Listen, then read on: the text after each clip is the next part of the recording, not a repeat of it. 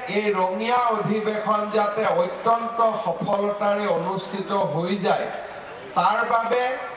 আমি চৰকাৰৰ ফালৰ পৰা যিমান সহায় সহযোগিতা কৰিব পাৰো সিমানখিনি কৰাৰ বাবে চেষ্টা কৰিছিলো বিশেষকৈ এই অধিবেশনখনিত চৰকাৰৰ পৰা সকলো প্ৰকাৰৰ সহায় আৰু সহযোগিতা কৰাৰ বাবে মন্ত্ৰী জয়ন্ত মল্ল বৰুৱা ডাঙৰীয়াক মই দায়িত্ব অৰ্পণ কৰিছিলো পদাধিকাৰ বাবে মোক জনোৱা মতে সকলো কাম সুন্দৰভাৱে সমাধা হৈছে মই পুনৰ এবাৰ সকলোকে কৃতজ্ঞতা আৰু ধন্যবাদ জনাইছো অসমীয়া জাতিৰ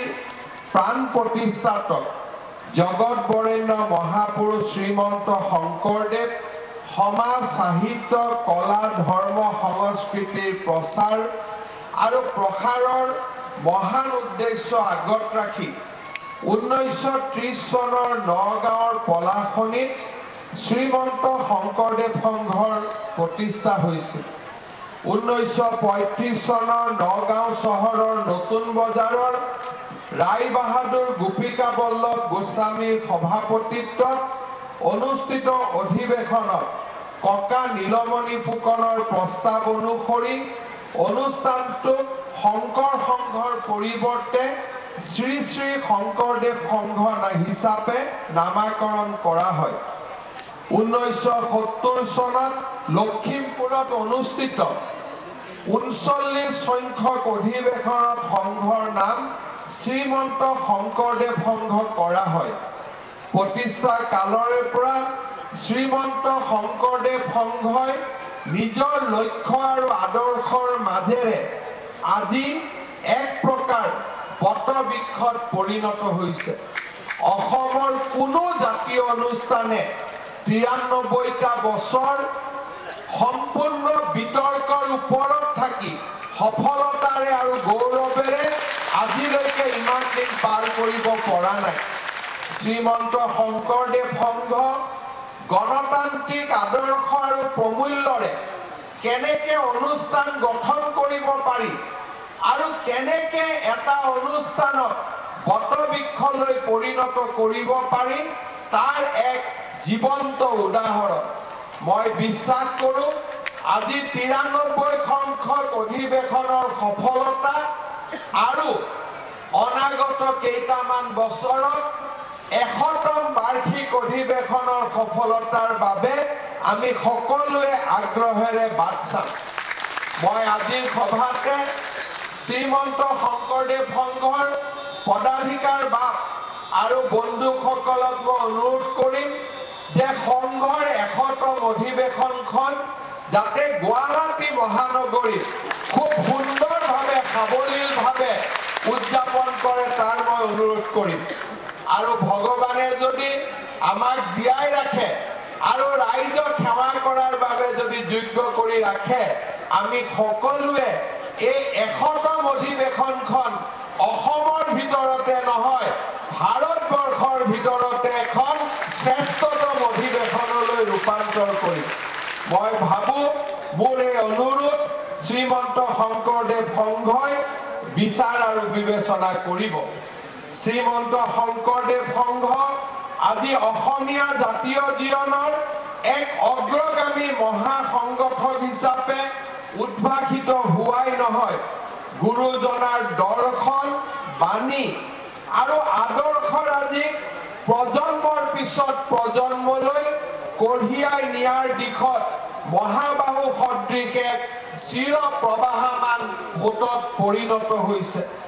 শ্ৰীমন্ত শংকৰদেৱ সংঘৰ প্ৰতিষ্ঠা কৰাৰ ক্ষেত্ৰত অগ্ৰণী ভূমিকা গ্ৰহণ কৰিছিল ৰমাকান্ত মুক্তিয়াৰ হলধৰ ভূঞাৰ দৰে ব্যক্তিসকলে হলধৰ ভূঞা দিব্যেশ্বৰ নেওগ ককা নীলমণি ফুকন পীতাম্বৰ দেৱ গোস্বামী গহন চন্দ্ৰ গোস্বামী তীৰ্থনাথ গোস্বামীৰ দৰে বহু কেইজন বিদ্বান তথা আধ্যাত্মিক ব্যক্তিয়ে সংঘৰ পদাধিকাৰৰ পদ অলংকিত কৰি গৈছে আজি যিসকল বাপ বন্ধু শ্ৰীমন্ত শংকৰদেৱ সংঘৰ প্ৰতিষ্ঠা কালৰ পৰাই জড়িত আছিল আজি এই ইহ সংসাৰৰ পৰা আঁতৰি গৈছে তেওঁলোকলৈও মই শ্ৰদ্ধা জনাইছো আৰু বৈকুণ্ঠ পুৰীত যাতে তেওঁলোকে স্থান পায় তাৰ বাবে পৰম পিতাৰ ওচৰত আকৌ এবাৰ প্ৰাৰ্থনা কৰিছো। মহাপুৰুষ শ্ৰীমন্ত শংকৰদেৱৰ সত্য শুদ্ধ সনাতন ধৰ্মৰ তত্ত্বাদৰ্শ আৰু গুৰুজনাৰ আধ্যাত্মিক নৈতিক সামাজিক সাংস্কৃতিক আৰু মহান মানৱতাবাদী আদৰ্শৰাজি জনমানসত প্ৰচাৰ আৰু প্ৰসাৰ সাধনৰ দিশত শ্ৰীমন্ত শংকৰদেৱ সংঘই আজি এক গুৰুত্বপূৰ্ণ ভূমিকা গ্ৰহণ কৰিছে। শ্ৰীমন্ত শংকৰদেৱ সংঘৰ এক গুৰুত্বপূৰ্ণ দিশ হৈছে সংঘৰ তৃণমূল পৰ্যায়ত থকা সবল সাংগঠনিক ভেটি। উত্তৰ পূৰ্বাঞ্চল দিল্লী পুৰী আদিকে ধৰি দেশত বৰ্তমান 55খন জিলা শাখা থকা শ্ৰীমন্ত শংকৰদেৱ সংঘৰ সদস্যৰ সংখ্যা বৰ্তমান 50 লাখতকৈও অধিক। 100 গৰাকী মূলৰ সদস্য, 6 জনীয়া কেন্দ্ৰীয় সমিতি, 350খন আঞ্চলিক আৰু 6500ৰো অধিক প্ৰাথমিক শাখাৰে সংঘৰ এক বৃহৎ সাংগঠনিক শক্তি গঢ়ি উঠিছে। সংঘৰ প্ৰাথমিক শাখাবোৰে মহাপুৰুষ গৰাকীৰ একশৰণ নাম ধৰ্মৰ লগতে অসমীয়া সংস্কৃতিক উজ্জীৱিত কৰাৰ দিশত এক গতিশীল ভূমিকা লৈ আহিছে। সংঘৰ মহান আদৰ্শৰাজিৰ প্ৰতি আকৃষ্ট হৈ আজি বিভিন্ন জনগোষ্ঠীৰ লগতে উত্তৰ পূৰ্বাঞ্চল আৰু দেশৰ অন্যান্য প্ৰান্ততো ইয়াৰ পৰিধি ব্যাপ্ত হৈছে। শ্ৰীমন্ত শংকৰদেৱ সংঘই এক শৃংখলাবদ্ধ সমাজ গঢ়ি তোলাৰ বাবে যুৱ সমাজক আগুৱাই দিয়াৰ ক্ষেত্ৰত আৰু তেৰাৰ বাণীৰে জীৱনৰ বাটত আগবাঢ়িবলৈ প্ৰেৰণা যোগাইছে।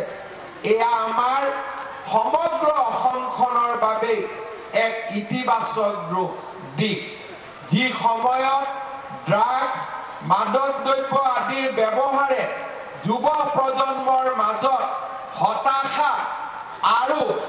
ব্যাপক অপৰাধমূলক প্ৰবৃত্তিৰ কৰবাত সৃষ্টি কৰিছে। সেই সময়তে অসমৰ যুৱ সমাজক সংঘবদ্ধভাৱে তেৰাৰ আদৰ্শ আৰু প্ৰেৰণাৰে জীৱনৰ বাটত আগুৱাই যাবলৈ শ্ৰীমন্ত শংকৰদেৱ সংঘই যি প্ৰেৰণা আৰু আদৰ্শৰ বাট দেখুৱাইছে তাৰ বাবে মই সংঘক আকৌ এবাৰ ভূয়সী প্ৰশংসা কৰিছো। ঠিক একেদৰে মহাপুৰুষ গৰাকীৰ আদৰ্শৰে আই মাতৃসকলকো সমাজ জীৱনত মৰ্যাদা প্ৰদানৰ বাবে মহাপুৰুষ শ্ৰীমন্ত শংকৰদেৱৰ আদৰ্শৰে সংঘই নিৰন্তৰভাৱে কাম কৰিছে। শিশু আই মাতৃ আৰু যুৱ সমাৰোহ সময়ে সময়ে অনুষ্ঠিত কৰি আমাৰ জীৱনৰ মূল্যবোধত এক নতুন মাত্ৰা সংযোজন কৰিছে। যিকোনো এটা সংস্থা বা সংগঠনৰ মহত্ব কৰ্মৰাজিৰ যোগেৰে প্ৰতিফলিত হয়। প্ৰতিষ্ঠা কালৰ পৰাই শ্ৰীমন্ত শংকৰদেৱ সংঘই আমাৰ জাতীয় জীৱনলৈ যি অৰিহণা আগবঢ়াইছে সেয়া স্বৰূপাৰ্থতে অসামান্য। গুৰুজনাৰ আদৰ্শ আৰু কৰ্মৰাজিৰ প্ৰসাৰ আৰু প্ৰচাৰৰ বাবে সংঘই বৰ্তমানলৈ গৱেষণামূলক গ্ৰন্থকে ধৰি হিন্দী, ইংৰাজী, বাংলা আদি ভাষাত 100খনতকৈও অধিক গ্ৰন্থ প্ৰকাশ কৰি উলিয়াইছে। আজিও মোৰ সৌভাগ্য হৈছে যে মহাপুৰুষ শ্ৰীমন্ত শংকৰদেৱ আৰু মাধৱদেৱে মহাপুৰুষ দুজনাই যি উত্তৰাকাণ্ড আৰু আদিকাণ্ড ৰামায়ণৰ ওপৰত জীৱনজোৰা সাধনা আৰু কৰ্ম কৰিছিল তাক সন্নিৱিষ্ট কৰি প্ৰণয়ন কৰা বা সন্নিৱিষ্ট কৰি সমীক্ষাত্মক অধ্যয়ন সৃষ্টি কৰা এখন সুন্দৰ গ্ৰন্থ আজি আজি আদৰণি সমিতিয়ে প্ৰস্তুত কৰিছে আৰু তাকো উদ্বোধন কৰাৰ মোৰ আজি সৌভাগ্য হৈছে। অসম তথা উত্তৰ পূৰ্বাঞ্চলৰ বিভিন্ন স্থানীয় ভাষা যেনে ডিমাচা, কাৰ্বি, নেপালী, মিচিং, তিৱা, বড়ো ভাষা, কীৰ্তন ঘোষা আৰু নাম ঘোষাকে ধৰি বিভিন্ন বিষয়ত গ্ৰন্থ সংঘই প্ৰকাশ কৰি উলিয়াইছে। শ্ৰীমন্ত শংকৰদেৱ বিদ্যালয় নামেৰে বিভিন্ন স্থানত শিক্ষানুষ্ঠান স্থাপনেৰে সংঘই শৈক্ষিক তথা বিদ্যায়তনিক দিশতো অৰিহণা আগবঢ়াই আহিছে। বৰ্তমানলৈ সংঘৰ দ্বাৰা পৰিচালিত 56খন বিদ্যালয়ৰ ভিতৰত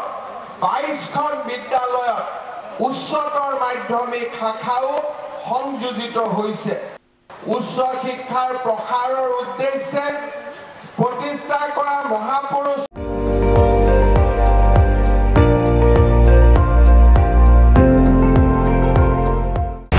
আপুনি চাই আছে ND24